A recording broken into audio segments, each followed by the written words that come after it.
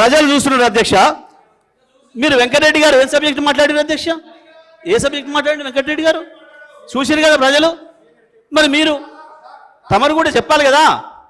వాళ్ళని ఇష్టం వచ్చినట్టు తిట్టడానికి వాళ్ళ చేతికి ఏమో గొడ్డలు ఇచ్చి మమ్మల్ని నరకమంటారు, మమ్మల్ని మాత్రం బేడీలు వేసేసి మేము చెప్పిందే మాట్లాడమంటే ఇదేం న్యాయం అయితే అధ్యక్ష? ప్రజలు చూస్తున్నారు. దయచేసి మరి సభ హుందాతనాన్ని కూడా కాపాడుకోవాల్సిన అధ్యక్ష బాధ్యత ఉంది అధ్యక్ష మన అందరికీ.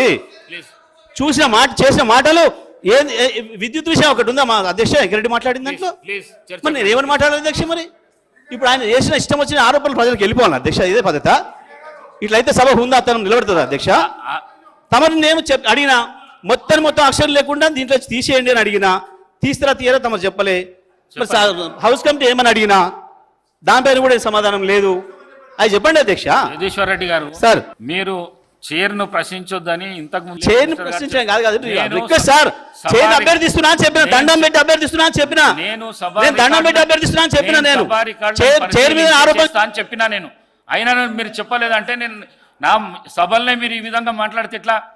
నేను సభా రికార్డులను పరిశీలించి నేను తీసేస్తా అని చెప్పినాను. మీరు మళ్ళీ నా మీదనే మీరు ఈ విధంగా మాట్లాడితే ఎట్లా?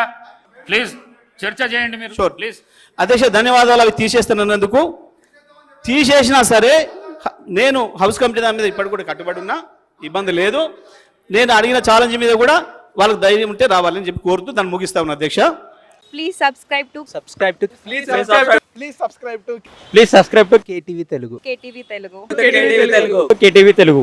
KTV Telugu channel.